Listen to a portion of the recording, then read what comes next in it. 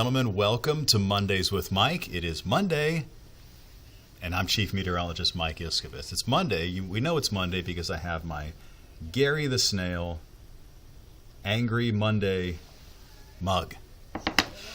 Hope everybody had a great weekend. It is the last Monday in July, and a lot of changes going on. I mean, obviously, it was just a swamp last week. It was a rainforest last week. We have a lot of changes that are already happening across southeast Texas. So we'll talk about a lot of the forecast stuff here coming up in just a minute. We're talking about rainfall totals. We're talking about what to expect this week, the extreme humidity, the possibility for heat advisories, earthquakes in Texas as well. And I'll have all that for you coming up. But first, I wanted to talk about Twisters. See, we went to the movies as a family. We went to the movies twice this weekend, which, that's a lot in one weekend. So I tried to control myself, we got the bucket O popcorn, which I like. I did get an icy to watch Twisters on Friday, and then I got a Diet Coke last night to watch A Quiet Place. So with regards to Twisters, no spoilers. I promise no spoilers, because I know a lot of you haven't seen it yet. But as a meteorologist, I'm required to watch Twisters because you have to. And my conclusion is it was okay. It was okay. It wasn't the greatest movie ever. It wasn't the worst movie ever. It was fine. A lot of people, though, want to know, well, like from a weather person's point of view, was it accurate? Was it, and, it was fine. I mean, there were some things that they were doing that are great, that are pretty cool, that were reasonably, scientific and understandable. And then a lot of the rest of it was just sort of silly, I've been explaining it to people by saying that it's like they took a bunch of random words from the glossary of a weather textbook and just threw it together and made dialogue out of it. So what I did was I asked ChatGPT. I love ChatGPT. If you haven't used ChatGPT, you should try it. You could download it as an app, or you can go to their website. But the app is easy. It's more fun to use than Google, because Google, you search something, and you get websites to click on.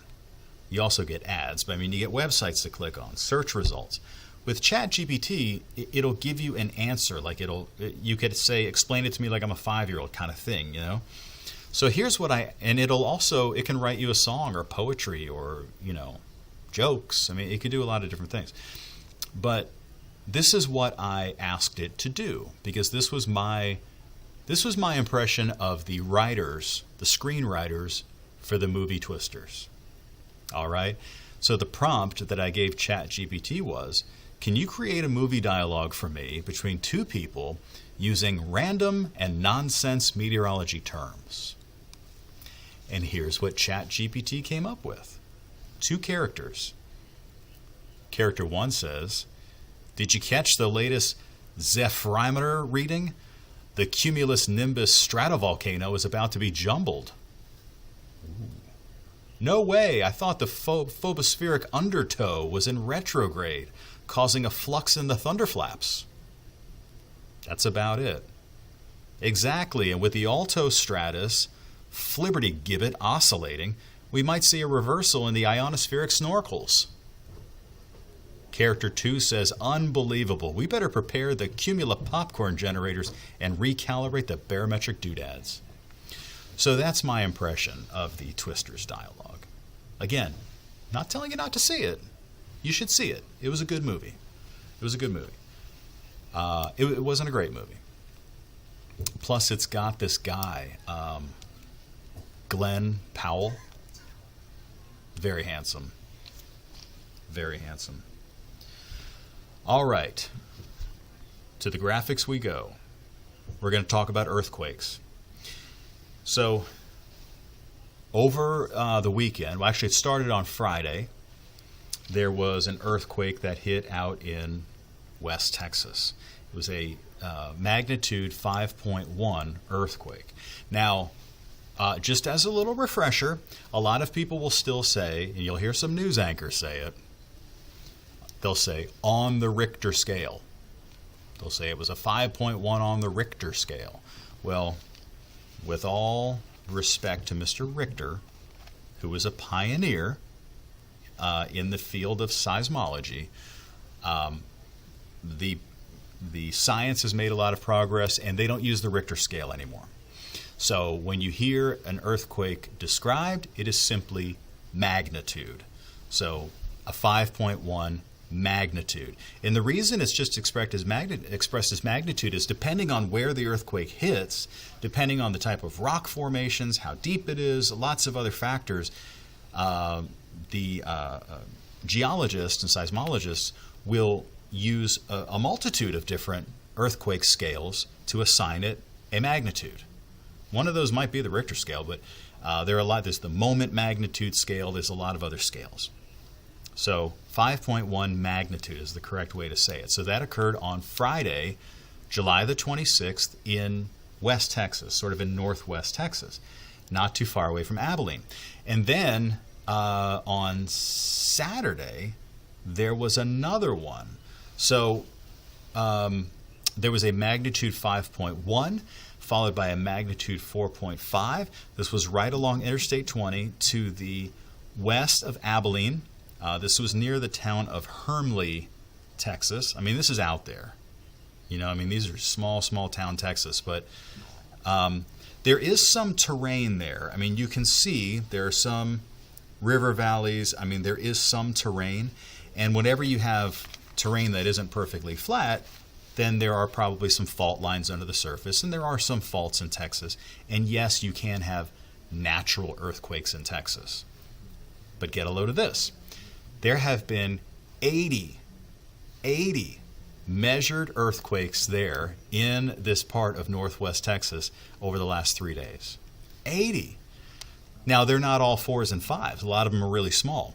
But there's obviously something seismic that's happening there. There's something that's making the ground move under the surface. Now, I hope to very soon be able to interview and talk with Dr. Brian Stump. He is a professor of geology, geophysics, seismology at Southern Methodist up in Dallas. And he has studied this a lot because the Dallas-Fort Worth area has had a flurry of earthquakes in recent years, over the last decade or so, maybe decade and a half.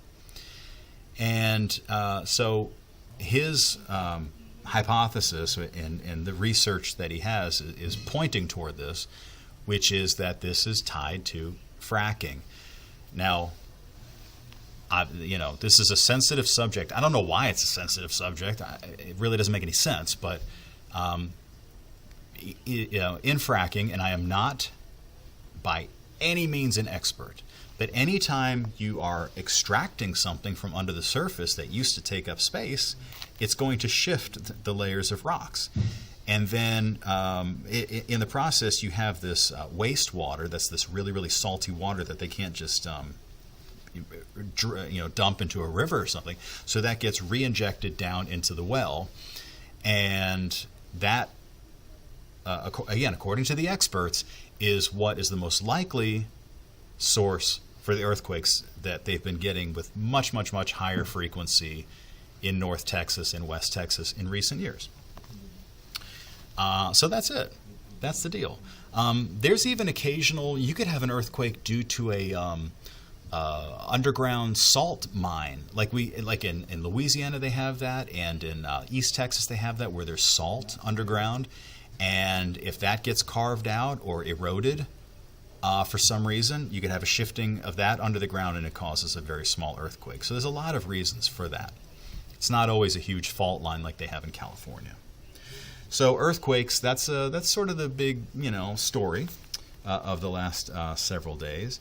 I also want to talk about rainfall totals. These incredible rainfall totals that we've had around here have led to some river flooding. I'm going to switch my my computer here because we're seeing a complete pattern change here this week. So here we go.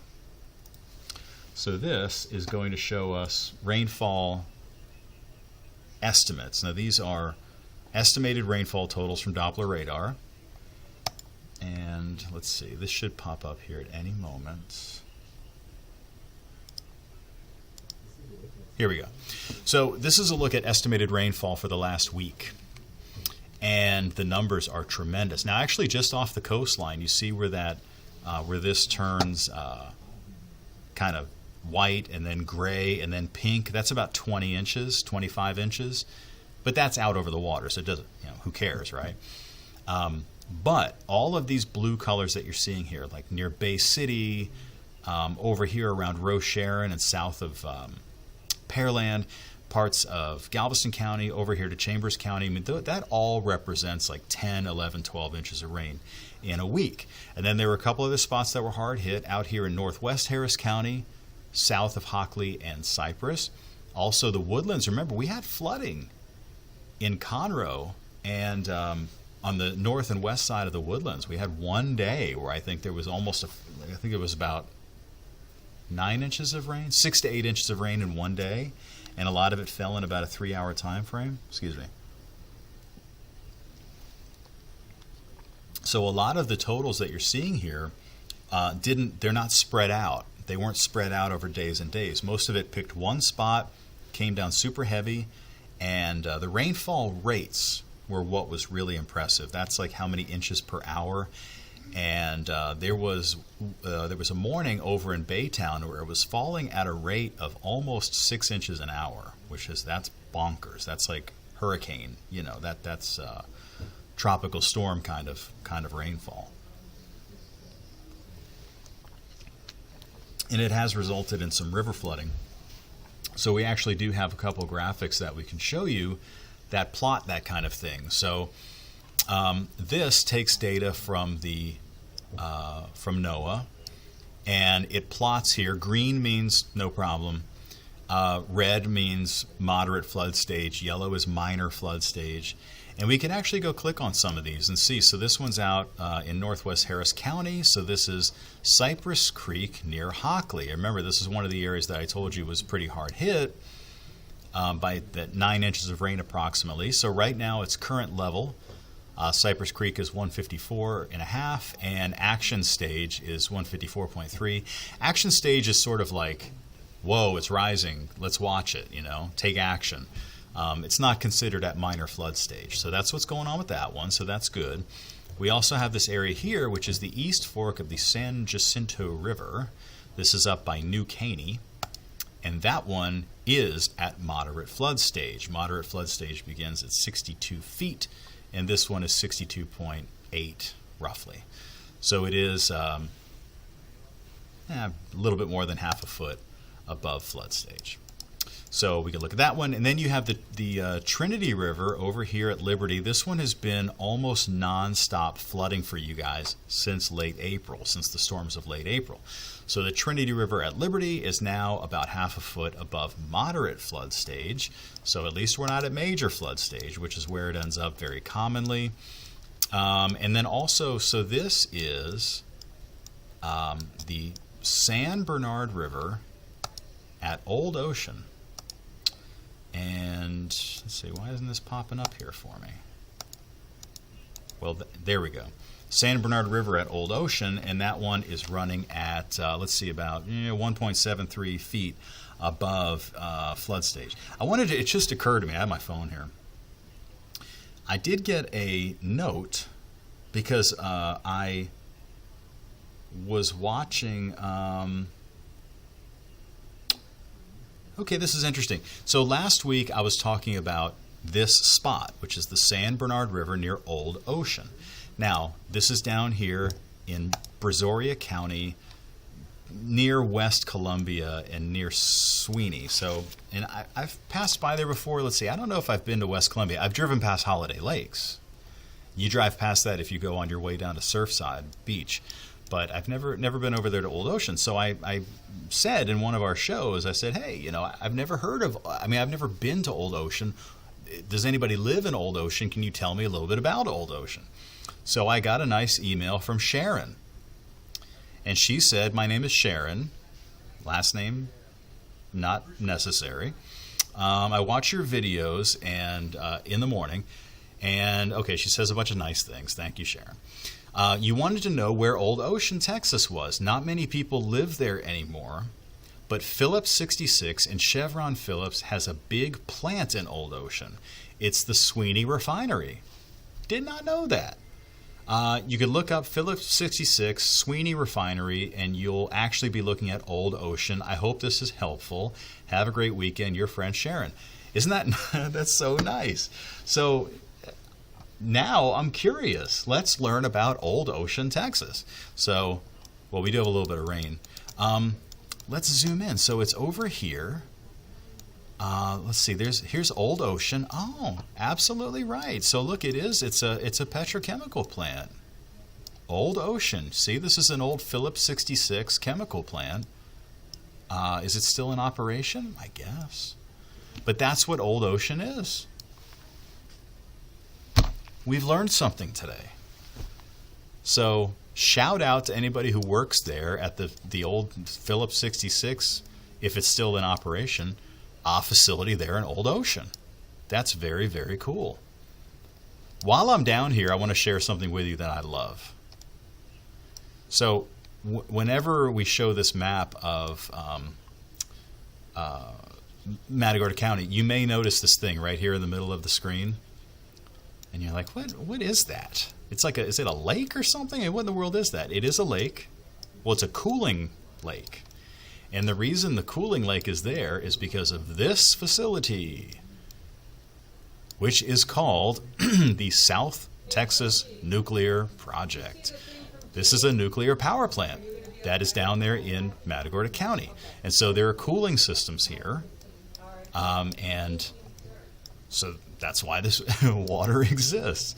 And I love that. I mean, it's the only nuclear power plant I know of around here. If there is another one, let me know. But that's the only one I know, the South Texas Nuclear Facility.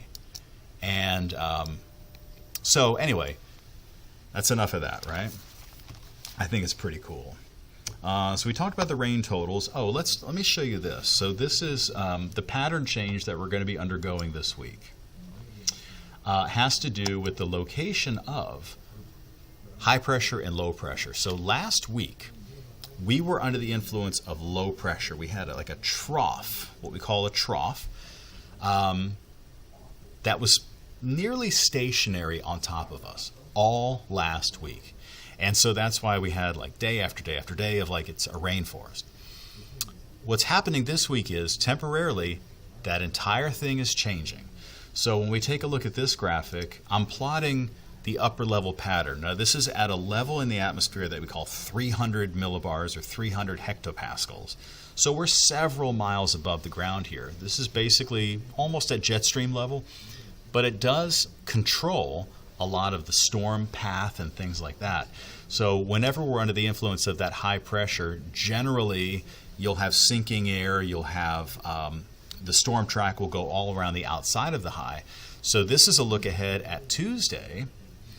And then here is Wednesday, which I'm going to talk about the implications of that here in a minute.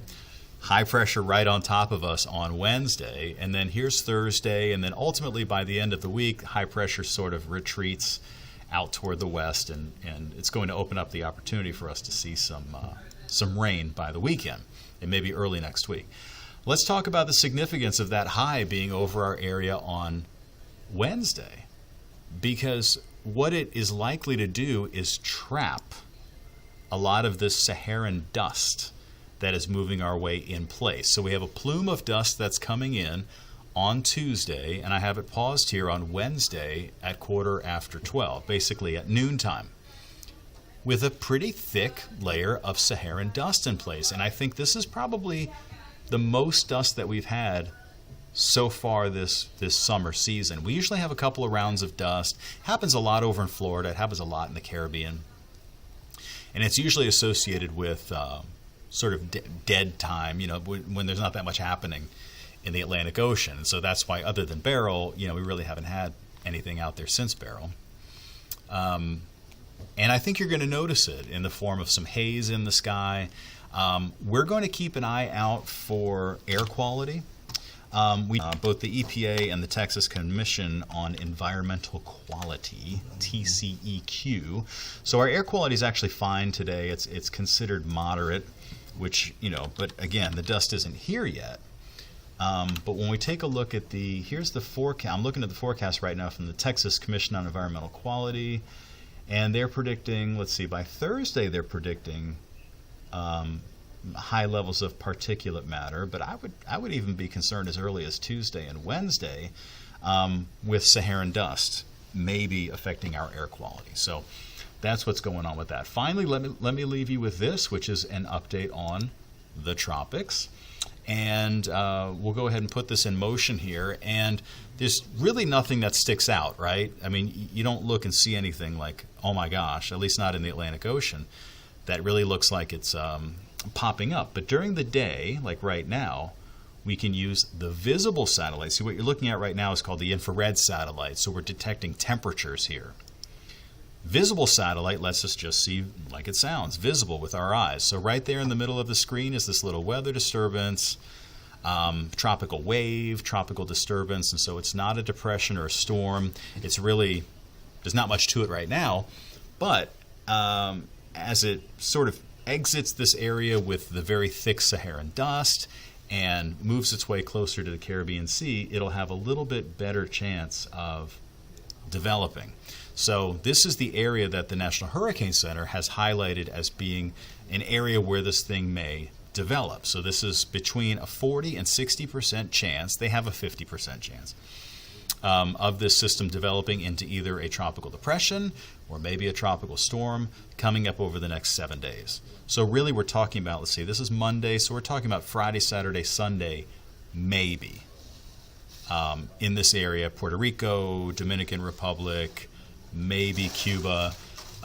Right now, some of the newest models I was looking at this morning, let me see if we got an update, but the newest models I saw were pointing more at the Carolinas, if anything, and keeping it relatively weak also, so not a super strong system. Yeah, the GFS actually kind of shows a tropical wave maybe heading into the Gulf, but weak, like not that much to it. And then, let's see, the European model is showing a tropical wave headed toward the Bahamas, on Thursday. We'll keep an eye on it. It really is all open. It's basically open right now. I'll leave you with this, which is the Fox model. So this is our exclusive Fox model. This will take us through a 96-hour forecast, and I've kept this guy right here in the middle of the screen. And notice how the Fox model, which by the way did a really good job with the intensification of Beryl, is not really showing much. So that's good. Hopefully it stays that way. All right, well, it is time for me to say goodbye. I got to get ready to Mondays, like I tell you every week, Mondays are insanely busy for me. So hope you got something out of this. Go see the movie Twisters. I'm not telling you not to see it, but just take it with a grain of salt. And you should see A Quiet Place, day one. That was good. Shout out to my mom and Neil in beautiful, sunny South Florida. And I will see you all next time. Take care.